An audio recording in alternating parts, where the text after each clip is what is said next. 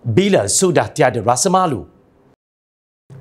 Kontingen negara hanya membawa pulang keseluruhan 34 pingat emas, 45 perak dan 97 gangsa di Kemboja, iaitu pencapaian yang sedikit lebih baik daripada kutipan 31 emas pada edisi 1995 di Chiang Mai, Thailand.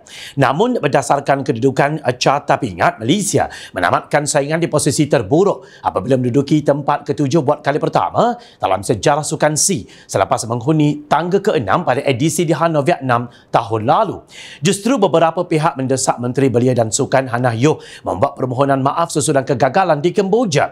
Malah terdapat juga yang mempertikaikan kenyataan ahli parlimen segambut itu bahawa ketidakstabilan politik menjejaskan prestasi barisan atlet negara. Sebagai respon, Ketua Kontingen Malaysia ke Sukan Olimpik Paris 2024, Datuk Hamidin Mohamad Amin meminta semua pihak berhenti menyalahkan Hannah Yeoh atas kegagalan Malaysia baru-baru ini.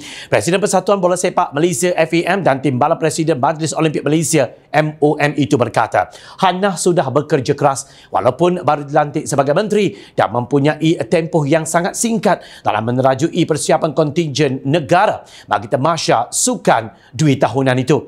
Hamidin berkata tumpuan juga perlu diberikan kepada Majlis Sukan Negara MSN bagi meningkatkan lagi prestasi para atlet negara. Beliau, iaitu Hannah, buat tugasan yang baik sehingga hari ini kita tidak boleh menyalahkannya. Beliau baru 6 bulan menjadi menteri. Beliau setiap hari berjumpa dengan Presiden Persatuan Sukan Kebangsaan, katanya di Petik Malaysia kini. Di sini MSN perlu bertanggungjawab juga kerana mereka antara yang berkolaborasi dengan persatuan. Kami akan lihat kelemahan yang perlu diperbaiki menjelang Sukan C 2025 dan terutama Sukan C 2027 kerana kebanyakan dana datang dari MSN, tambah beliau. Sedar atau tidak, prestasi kontingen Malaysia pada tamasya Sukan C kali ini adalah hasil usaha yang berterusan serta sokongan yang kuat daripada menterinya Hannah Yeoh dan timbalannya Adam Adli Abdul Halim.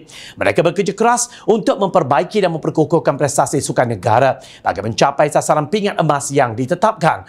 Ketua Angkatan Muda Keadilan Kelantan, Muhammad Izzat Zahari Muhammad Hanuzi, menyifatkan Yeoh dan Adam Adli sebagai efisien dengan melaksanakan program-program pembangunan sukan yang lebih efektif dan bersepadu. Mereka telah meningkatkan sokongan dan penyediaan infrastruktur yang diperlukan untuk kontingen Malaysia. Ia termasuklah pembaikan fasiliti latihan, peningkatan sistem latihan dan pengembangan pasukan jurulatih yang berkualiti. Usaha itu membantu meningkatkan persiapan atlet untuk Sukan C dan bersama harapan untuk mencapai kejayaan yang lebih besar. Yeoh dan timbalannya juga menggalakkan perkongsian strategik dengan Badan Sukan Negeri dan Kebangsaan, katanya. Kerja keras mereka untuk mengangkat mutu dan prestasi atlet Malaysia wajar diberikan pujian. Selain itu, usaha mengeratkan hubungan yang baik dengan Persatuan Sukan, sekolah-sekolah dan universiti di seluruh negara terus dijalankan. Ia membantu memperluaskan talian bakat sukan muda dan memberi mereka peluang serta pendedahan awal untuk berkembang dan menonjolkan prestasi dalam kejohanan seperti Sukan C. Selain itu, tambah beliau, galakan penyertaan aktif atlet Malaysia dalam kejohanan menjelang Sukan C juga memberi mereka peluang mengukur tahap persiapan dan mendapatkan pengalaman yang berharga. Langkah tersebut membantu meningkatkan ketahanan mental dan fizikal atlet dalam menghadapi persaingan di peringkat antarabangsa. Dengan mengambil kira usaha berterusan Menteri dan Timbalan Menteri, kita boleh melihat beberapa kejayaan yang dicapai oleh atlet Malaysia dalam Sukan C di Kemboja baru-baru ini. Pencapaian mereka menunjukkan peningkatan yang berterusan dalam prestasi sukan negara, jelas Izzat.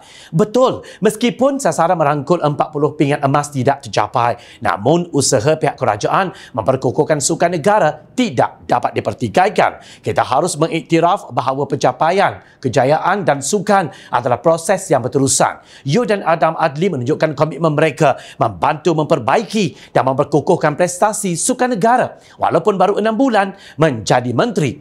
Walaupun masih ada ruang untuk peningkatan, kejayaan yang telah diperoleh adalah bukti bahawa usaha mereka patut diberikan pujian.